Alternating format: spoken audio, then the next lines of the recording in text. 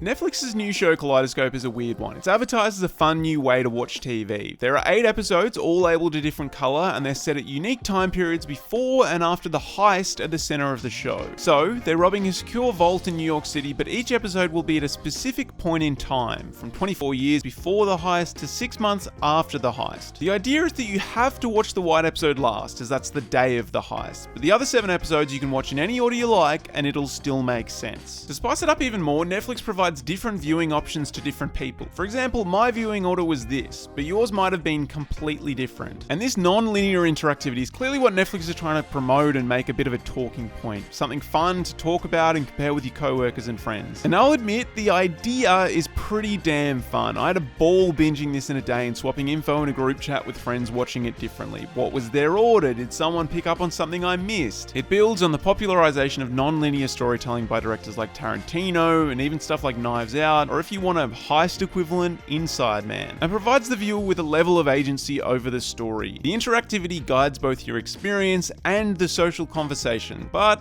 unfortunately that doesn't really matter if the show isn't great. But in order to properly contextualize Kaleidoscope, I need to take you back to 2018. I'm sure a lot of you remember this, but a few years ago Netflix dipped into interactive fiction with Bandersnatch. An offshoot of the wildly popular Black Mirror series, the movie was labelled an interactive adventure with 150 minutes of unique footage divided into 250 segments. As the story progressed, the viewer was presented with numerous choice points, of which they were given multiple options. Depending on the choices selected, there was over 1 trillion possible paths the viewer could take. The quickest path was 40 minutes, while the average viewing time was 90 minutes. To gamers out there, I'm sure this doesn't sound particularly exciting. Computer games are inherently interactive. That's the appeal, being able to influence the outcome of a story. But hey, I'm not a gamer, so when this got announced, I lost my damn mind. Black Mirror and choices and a new form of interactive content, I was super excited. Maybe Netflix was pioneering the future of movie viewing. Well, not really. I messed around with it for half a day, explored a few of the different endings, and even though the tech worked fine and being able to choose something was pretty fun, the story wasn't very good. Or rather, some of the stories were okay, some were ordinary, and some were just downright bad. There were too many options, too many paths, and the necessity to rewind when you'd made a wrong choice destroyed any sense of continuity in the narrative. And unfortunately, this is just the reality of writing something with a trillion different permutations. I'm not a screenwriter, but how the hell is anyone supposed to make something this complex and with this many threads consistently entertaining? One wrong turn and the character motivation suddenly contradicted earlier scenes, which is ridiculous from a storytelling standpoint. Now, to be fair, some interactive games can navigate this multi-option format quite well, but they're also aided by the player being able to control the character between the cutscenes. You can take a break from the main story while controlling your avatar and walk around and interact with other things. Bandersnatch doesn't provide this level of interaction and was just a collection of sequential cutscenes with decisions every 2 or 3 minutes. This meant that ultimately any enjoyment provided by the interactivity was trumped by bad storytelling. And unfortunately, I think the same applies to Kaleidoscope. Sure, it's not as interactive because the episodes and their events are predetermined, so we can't really change anything. It's not like we can say, oh, stop the heist or something mid-show. But by virtue of creating a web of interconnected events that a viewer needed to understand in any order, the show needed to have a super high-level plot. Creator Eric Garcia filled it with a bunch of generic heist movie tropes, a prison escape, a team-up, a recon episode, the actual heist, for viewers to connect to and recalibrate themselves within the narrative arc. And unfortunately, needing to prioritize these easily identifiable plot points meant that the characters were basically cardboard cutouts. By which I mean the only character that gets much of an arc is Leo, played by Giancarlo Esposito. But even then, only episodes Green and Violet, set 7 and 24 years before the heist, give him any sort of emotional foundation. Luckily, I got Green first, so I cared about Leo from the get-go, but if you got these episodes just before the final episode and just sat through 5 episodes of nothing, the show would have been a bit of a slog. And this might have worked if the heist was unique and mind-blowing by itself, but it just wasn't good enough to warrant the lack of characterization. Additionally, there were some episodes where some of the key characters don't even appear at all. They just vanish for an episode, which again means the viewing experience will be highly reliant on your order. So yeah, it's a bit of a mess, which is a shame. And even though I've been pretty negative in this episode, I want to finish by saying I didn't think this was a terrible show, and it's definitely not a complete waste of time by Netflix. I'm all for anyone experimenting with new storytelling techniques, and with the new ways we now consume media, it's definitely exciting to see people try new things. But until someone manages to balance story with the interactivity, I don't see how game gamified movies and TV shows will work. Hey everyone, I was just finishing the edit and I realized there were two really key points I'd missed about this whole conversation about Netflix and interactivity and gaming in the movie space in general. The first one is Netflix already has games on their app. So if you go on the Netflix app and you scroll down, there'll be little pop-up bars like this that are like, yeah, cool, play the Too Hot to Handle Love is a Game, just really simplistic stuff like that. And yeah, they're mobile games, they're pretty simplistic, but they're not really slowing down. They're acquiring developers, they're branching out into VR. And if you go into the Netflix games website, there are links to stuff like Bandersnatch because they're trying to create that link between interactivity and sort of branching out. And if you look at it from a positive point of view, you could go, oh cool, they're trying to take advantage of a growing gaming industry and it's just the logical next step for them. But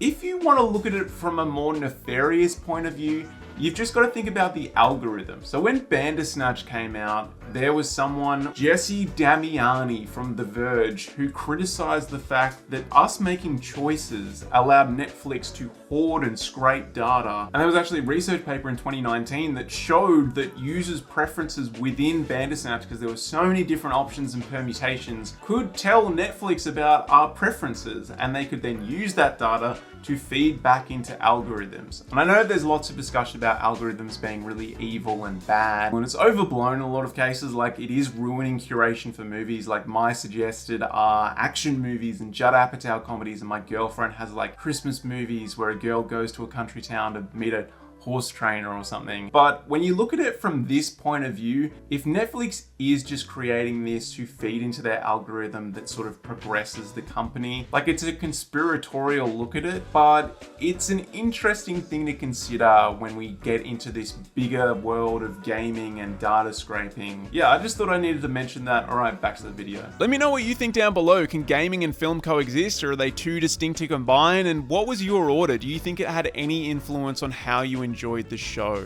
All right, I'll see you in the next one, gang. Bye.